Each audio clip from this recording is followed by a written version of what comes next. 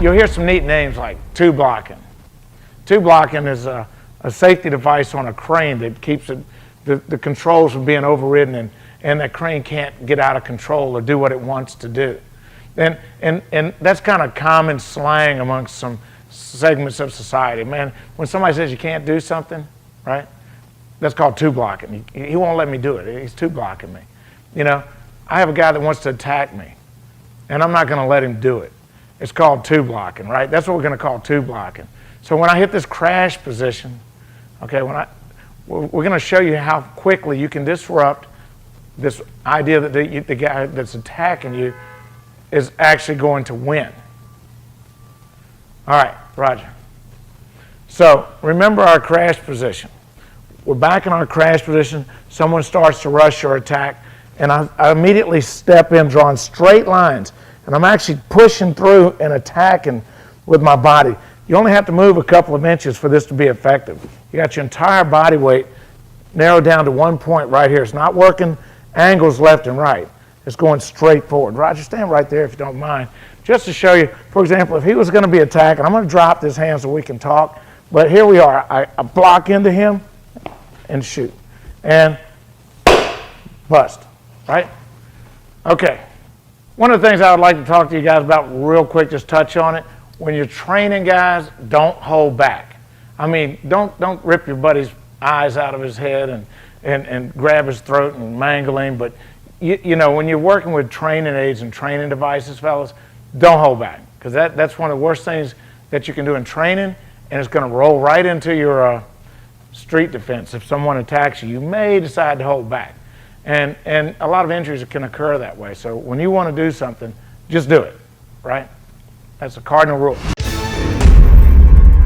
Hey, it's Jimbo here with your next tip. This one's about home invasion. It used to be that burglars would wait until you were gone before breaking into your home. Not anymore.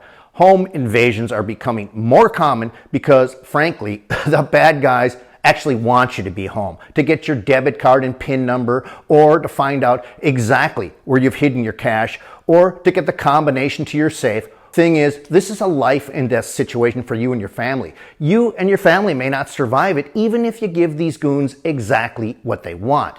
In that kind of a scenario, using lethal force to protect yourself and your loved ones is justified. Problem is, what if you're taken by surprise? You may not be able to get to a weapon in time, which is why it's important for you to know how to use your bare hands as lethal weapons. And that's exactly what I've got for you, a series of lethal techniques that can end a deadly threat in seconds using nothing but your bare hands. I've got some U.S. Special Forces to show you their secrets, their extremely ruthless and grisly moves. Pretty shocking stuff, really. I would show them to you right now, but I can't. They're considered to be too violent and deadly for this platform. I've already been warned a couple of times, so showing this on my channel would get me shut down for sure. But you can get them for free just by clicking on the link in the description. Okay, let's move on to our next tip. Let's go ahead and break this down step by step. As your opponent grabs you and initiates contact, you want to move immediately. You want to step in, bringing your arm up and around the outside of his, locking his elbow into the crook of your arm. From this point, to stop him from punching you, you want to grab at his throat. You're stepping out and taking your opponent straight down into the ground. Lock him off. You want to step in, bringing your arm up and around the outside of his, locking his elbow into the crook of your arm. From this point, to stop him from punching you, you want to grab at his throat. You're stepping out and taking your opponent straight down into the ground. Let's show this from the other side here. As your opponent grabs, reaching up and around to the outside, locking his elbow up into the crook of your arm. Grabbing at the throat, stepping out, and taking him right into the ground.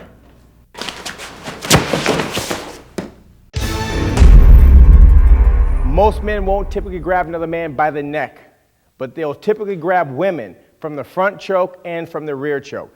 The rear choke, what's going to happen is they're going to come up and he's going to make the grab. Go. He makes the grab. Now again, I want you to take a good look at his body. All right? My body's still in play, isn't it? Look at my arms. Look at my hips. Everything about me is in position, is in play. He's assuming that because of this grab, he's going to be able to move me like a rag doll. What allows women and men who are attacked to get moved like a rag doll is their psychology. They get grabbed and they go into shock, that fight or flight syndrome. What happens is they go into shock, they panic, and then when the guy takes them down, they don't even fight it. There are a lot of things I can do here, but the simple part, what I'm going to do is from the rear choke, I'm going to lift up, put my left hand on my ear. I'm going to take my elbow, pivot it up over his elbow, and shrug my shoulder up. I'm utilizing my body weight to make the turn, okay? It's not so much that I'm doing this, 'cause that's not it. It's my hips. So I'm going to come up and over. From here, where's my hand? Strike to the eyes, strike to the eyes. Where are my options? I can groin, I can work into multiple options on his face to control. Once he's off of me, he's off of me. Stand up. But the point of this is, come and grab me. He grabs, boom, I'm just going to come up, pow. And you see my shoulders shrug. I come up and shrug as I wipe this thing off my shoulders and come right down, right on top of the eyes. The idea here is don't panic. When somebody grabs you, their hands are on you, which means they're not hitting you. And that also means he believes that you cannot effectively defend yourself because he's allowed you all of your tools to stay in play.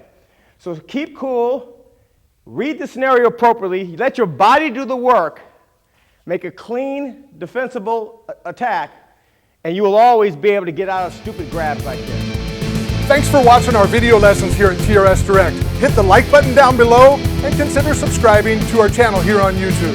Hit the bell icon and we'll send you a notification when there's a new lesson available. Thanks again for watching.